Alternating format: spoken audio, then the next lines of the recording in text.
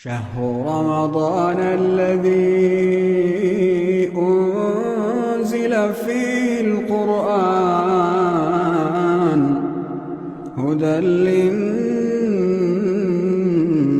وبينات من الهدى والفرقان.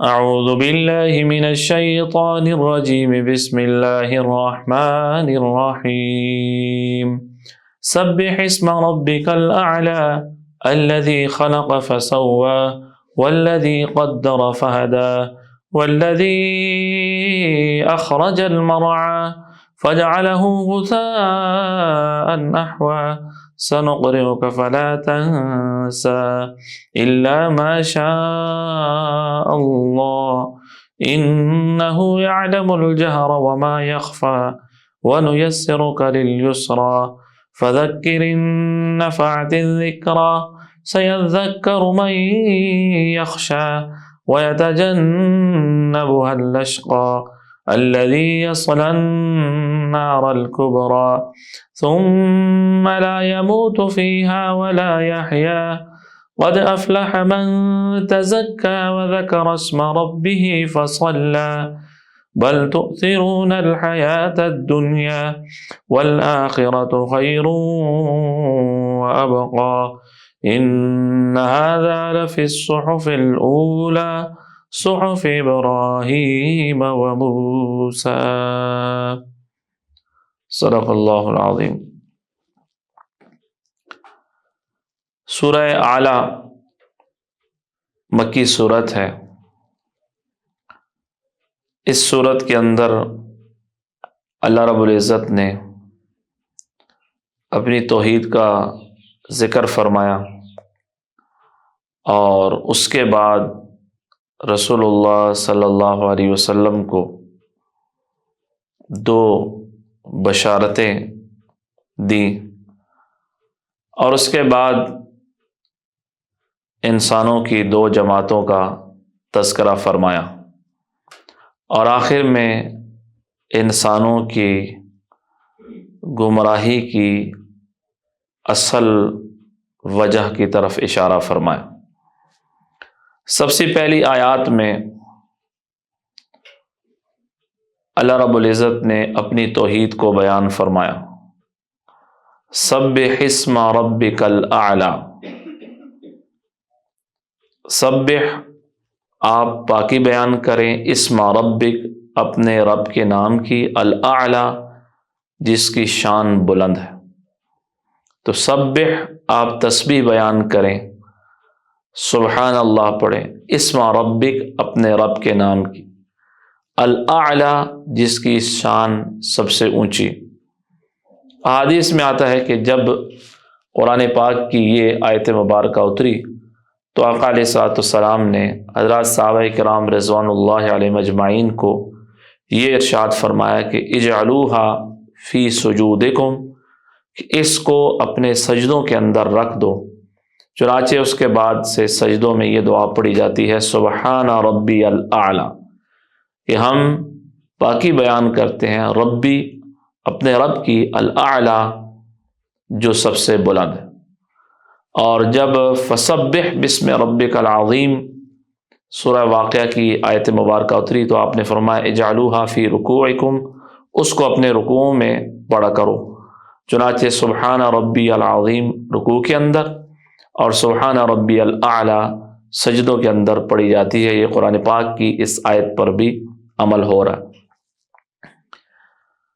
حضرات صحابہ کرام رضوان اللہ علیہ مجمعین سے منقول ہے کہ جب اس آیت مبارکہ کو پڑھا جائے سبح اسم ربک الاعلی تو اس وقت مستحب ہے کہ انسان یہ دعا پڑھ لے سبحان ربی الاعلی، کیونکہ آیت کہہ رہی ہے کہ آپ اپنے رب کے نام کی تسبیح کرو تو انسان سب سبحان ربی الاعلی کہہ کر اس آیت کے حکم پر عمل کر دے. یہ جو سورہ اعلیٰ ہے چونکہ اس کے اندر آقا علیہ الصلوۃ والسلام کو بشارتیں بھی دی گئی ہیں، اللہ کی توحید کا بھی بیان ہے اور دو جماعتوں کا تذکرہ بھی ہے اور کامیابی کی وجہ اور گمراہی کی وجہ کا بھی بیان ہے. بڑی جامع صورت ہے، اس لیے آقا علیہ الصلوۃ والسلام اس صورت مبارکہ کو جمعے والے دن آپ جمعے کی نماز میں اس کو پڑھا کرتے تھے۔ جمعے اور عید والے دن آقا علیہ الصلوۃ والسلام کا یہ عمل تھا کہ پہلی رکعت میں سورہ اعلیٰ اور دوسری میں سورہ غاشیہ، اکثر آپ ان دونوں صورتوں کی تلاوت فرمایا کرتے تھے۔ اسی طرح عید کے موقع پر بھی آپ پہلی رکعت میں سورہ اعلیٰ اور دوسرے میں سورہ غاشیہ کی تلاوت فرمایا کرتے تھے۔ وطر آقا علیہ الصلوۃ والسلام کا معمول یہ تھا کہ وطر آپ 3 رکعت پڑھا کرتے تھے، اور پہلی رکعت میں سورہ اعلیٰ اور دوسری میں سورہ کافرون اور تیسری میں سورہ اخلاص، یہ آقا علیہ الصلوۃ والسلام کا معمول تھا۔ اس لیے اس سورت مبارکہ کو یاد کرنا چاہیے، اور وطر کے اندر پہلی رکعت میں سورہ اعلیٰ اور دوسری میں سورہ قل یا ایھا الکافرون اور تیسری رکعت میں سورہ قل هو اللہ احد یعنی سورہ اخلاص، اس کی تلاوت کرنی چاہیے۔ سبح، آپ پاکی بیان کریں، تسبیح بیان کریں، اسم ربک، اپنے رب کے نام کی، الاعلیٰ، جو بلند ہے، جس کی شان اونچی ہے، الذی خلق، جس نے سب کچھ پیدا کیا، فسوا، اور ٹھیک ٹھیک بنا دی۔ یہ اللہ رب العزت کی صفت ہے کہ اللہ رب العزت خالق ہے، اللہ خالق کل شیء، ہر چیز کے خالق اللہ ہے۔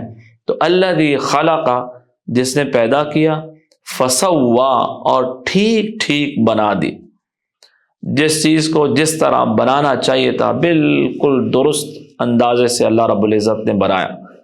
والذی قدر، جس نے ہر چیز کو ایک خاص انداز سے بنایا، فہدا، اور پھر اسے راستہ دے دیا، اسے راستہ دکھا دیا کہ اللہ رب العزت نے انسان کو پیدا کیا، خلقہ، فسوا، ٹھیک ٹھیک بنا دیا، پھر اس کو ایک خاص انداز سے اس کی شکل و صورت بنائی، اس کے ہاتھ پاؤں ہر چیز کو ایک خاص انداز سے بنایا، اور پھر اسے دنیا میں رہنے کا راستہ بھی بتا دی۔ اور یہ صرف انسان نہیں، ہر چیز کو اللہ نے پیدا بھی کیا، ٹھیک طریقے سے بھی بنایا، خاص اندازے سے بھی بنایا، اور پھر اس کو دنیا میں رہنے کا طریقہ بھی بتا دی۔ والذی اخرج المرعى، اور جس نے زمین سے چارہ نکالا، والذی، وہ ذات، اخرجا، جس نے نکالا، المرعى، سبز چارہ، زمین سے سبزہ نکال دی، فجعلہ غثاء، پھر اس کو کر دیا غثاء، کوڑا، احوا، سیاہ۔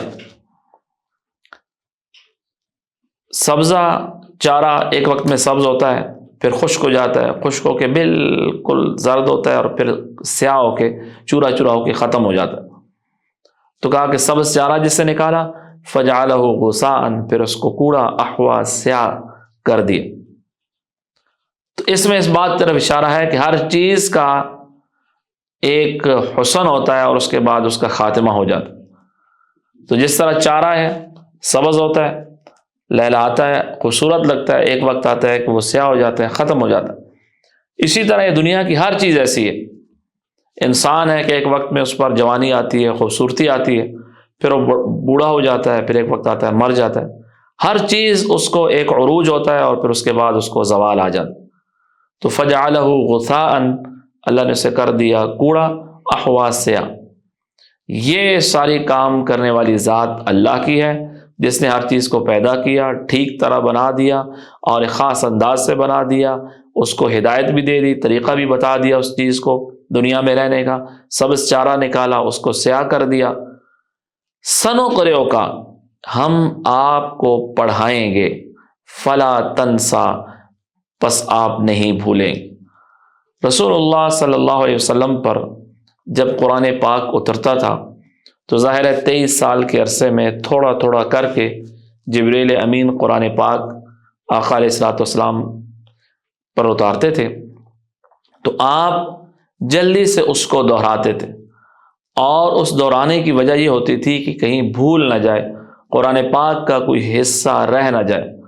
تو اللہ رب العزت نے آپ کو تسلی دی کہ ہم آپ کو پڑھائیں گے، آپ نہیں بھولیں گے، آپ کو قرآن پاک یاد کرانا یہ ہماری ذمہ داری ہے۔ تو یہ آقا علیہ الصلوۃ والسلام کو پہلی بشارت کہ قرآن یاد کرانا آپ کو ہماری ذمہ داری ہے، اور یہ آقا علیہ الصلوۃ والسلام کا معجزہ تھا کہ آپ نے کچھ انسانوں سے جیسے تعلیم حاصل کی جاتی ہے تو آپ نے دنیا میں کسی انسان سے نہیں سیکھا، تو بغیر سیکھے آپ کی زبان اقدس پر ایسا کلام جاری ہوا جس کا مقابلہ کرنے سے پوری کائنات عاجز تھی۔ تو یہ اللہ رب العزت کا علم تھا جو اللہ نے آپ کو عطا فرمایا تھا، اس لیے یہ قرآن پاک آقا علیہ الصلوۃ والسلام کا معجزہ ہے، اور ایسا معجزہ ہے کہ رہتی دنیا تک کوئی انسان بھی اس کا مقابلہ کرنے کی سوچ بھی نہیں سکتا، تصور بھی نہیں کر سکتا کہ وہ اس کے مقابلے کا کلام لائے گا۔ سنقرئک کا، ہم آپ کو پڑھائیں گے، فلا تنسا، آپ ہرگز نہیں بھولیں گے، الا ما شاء اللہ، سوائے اس کے جو اللہ نے چاہا۔ اگر اللہ نے خود ہی چاہا کوئی آیت آپ کو بھلا دی اور کوئی آیت منسوخ کر دی تو وہ تو بھول جائے گی، ورنہ اس کے علاوہ کوئی چیز آپ کو نہیں بھولے گی۔ چنانچہ آپ کو شروع سے آخر تک پورا قرآن پاک اللہ رب العزت نے آپ کے سینہ اقدس کے اندر محفوظ فرما دیا۔ انہو، بے شک وہ اللہ، یعلم الجہر، وہ جانتا ہے کھلی ہوئی چیزوں کو بھی، وما یخفا، اور جو مخفی چیزیں ہیں، پوشیدہ چیزیں ہیں، اللہ ان کو بھی جانتا ہے۔ اللہ ظاہری چیزوں کو بھی جانتا ہے، اللہ پوشیدہ چیزوں کو بھی جانتا ہے، تو اللہ سب کچھ جانتا ہے۔ اللہ کو پتہ ہے کیا چیز یاد کرانی ہے اور کیا چیز منسوخ کرنی ہے۔ آپ اس پر پریشان نہ ہو، ہم آپ کے دل پر یہ قرآن محفوظ فرما دیں گے، جو منسوخ کرنا ہوگا وہ منسوخ ہو جائے گا، باقی سارا قرآن پاک آپ کے سینہ اقدس میں محفوظ ہو جائے گا۔ دوسری بشارت، وَنُيَسِّرُكَ، ہم آپ کو سہولت دیں گے، لِلْيُسْرَى، آسان شریعت کی۔ شریعت آسان ہے، خود اس شریعت پر چلنے کے ہم آپ کو شریعت پر چلنا آسان کر دیں۔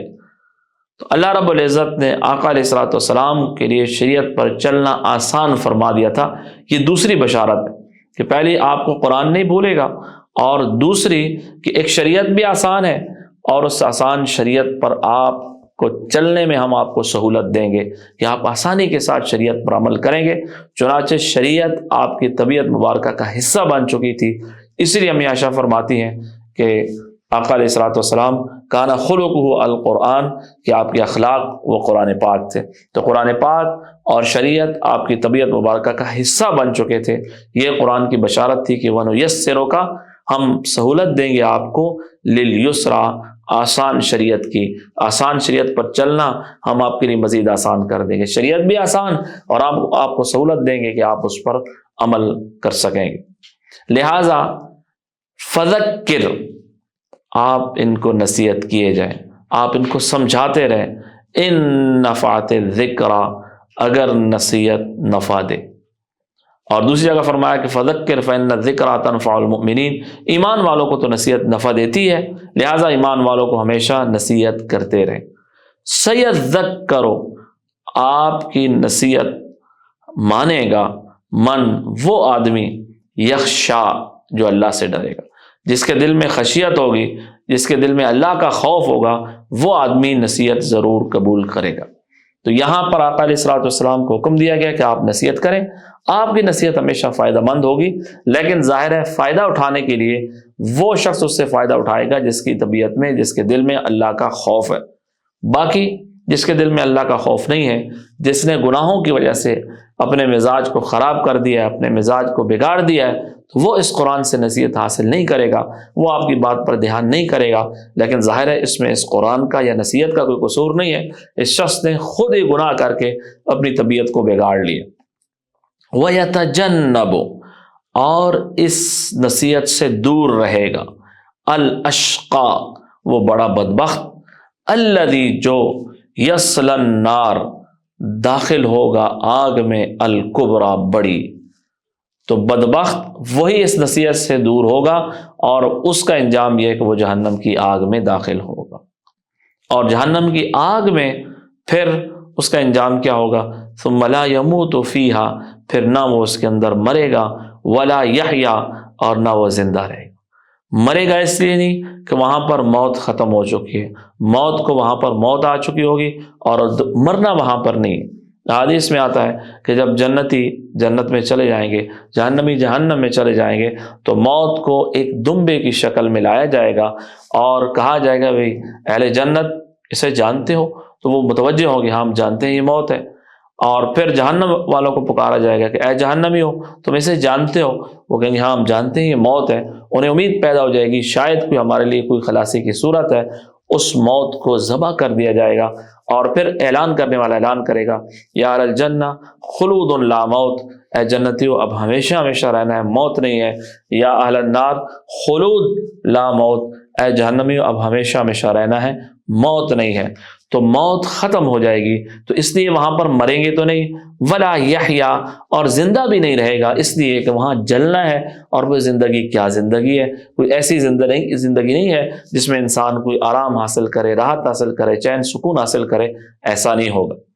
تو سیذکرو آپ نصیحت حاصل کرے گا، نصیحت مانے گا، من یخشا جس کے دل میں خوف ہوگا، وَيَتَجَنَّبُهَا اور اس سے دور رہے گا، الاشقا وہ بڑا بدبخت، الذی یصلی جو داخل ہوگا النار الکبری بڑی آگ کے اندر، ثم لا یموت فیہا نہ اس کے اندر مرے گا وہ، ولا یحیا اور نہ وہ زندہ رہے گا۔ لہٰذا آپ نصیحت کرتے رہیں، آپ کی نصیحت سے ایماندار لوگ، ایمان والے لوگ، صحیح سلیم الفطرت لوگ، صحیح لوگ اس سے نفع اٹھائیں گے۔ جو نفع نہیں اٹھائے گا تو وہ اس کے اپنی مزاج کا بگاڑ ہے، اپنی طبیعت کا فساد ہے۔ آخر میں اللہ رب العزت نے انسانوں کو کامیابی کا طریقہ بتایا اور گمراہی کی وجہ بتائی کہ کامیاب انسان کون سا ہے اور گمراہ انسان کون سا ہے، اس کی گمراہی کی وجہ کیا ہے۔ فرمایا قد افلح یقیناً فلاح پائی، کامیاب ہوا، من وہ شخص تزکا جس نے پاکیزگی اختیار کی، جس نے اپنے آپ کو پاک کر لیا، جس نے اپنا تزکیہ کر لیا۔ تزکیہ کہتے ہیں اپنے دل کو پاک کر لینا۔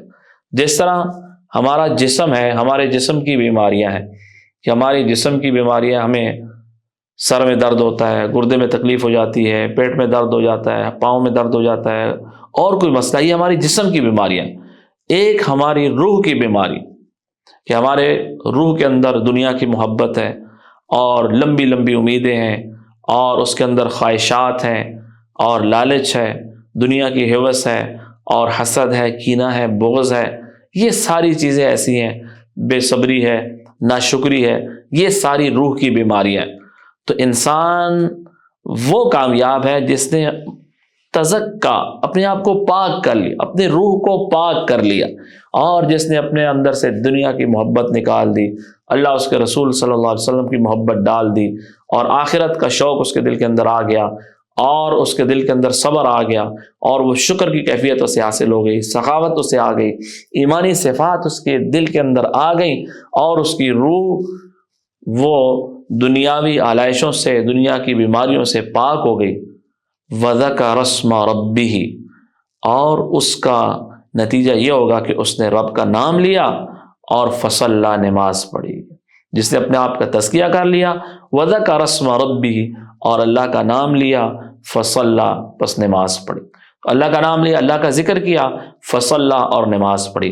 تو اللہ کا ذکر کو اس پر عطف کیا، اس کے بعد فوراً ذکر کیا، تو اس میں اشارہ ہے کہ تزکیہ کے ساتھ ساتھ اللہ کا ذکر بھی ہونا چاہیے اور نماز بھی ہونی چاہیے۔ یہ دونوں ایسی چیزیں ہیں کہ جس سے انسان کا دل مزید پاک ہو جائے گا۔ احادیث کے اندر آتا ہے کہ رسول اللہ صلی اللہ علیہ وسلم نے فرمایا کہ دلوں کو زنگ لگ جاتا ہے اور اللہ کے ذکر سے وہ دلوں کا زنگ دور ہو جاتا ہے، کہ اس لیے انسان جتنا بھی اللہ کا ذکر کرتا ہے اس سے اس کے دل کی صفائی ہوتی ہے، اس کی روح کو پاکیزگی ملتی ہے، اور اس کے دل کے اندر اللہ کی محبت آتی ہے اور اس کا تزکیہ ہو جاتا ہے۔ فصلی اور اس نے نماز پڑھی۔ اس کی نماز بھی پڑھنی چاہیے، اللہ کا ذکر بھی کرنا چاہیے اور اپنا تزکیہ کرنا چاہیے۔ اگلی آیت میں انسانوں کی گمراہی کی وجہ بیان کی، کہا کہ تم لوگ کیوں گمراہ ہوتے ہو، انسان کیوں اللہ کو چھوڑتا ہے، اللہ کے حکموں کو چھوڑتا ہے، اللہ کی شریعت کو چھوڑ دیتا ہے، اس کی وجہ کیا ہوتی ہے؟ کہا بلکہ تؤثرون الحیات الدنیا، تؤثرون تم ترجیح دیتے ہو، تم مقدم کرتے ہو، الحیات الدنیا دنیاوی زندگی، دنیاوی زندگی کو تم آخرت پر ترجیح دیتے ہو۔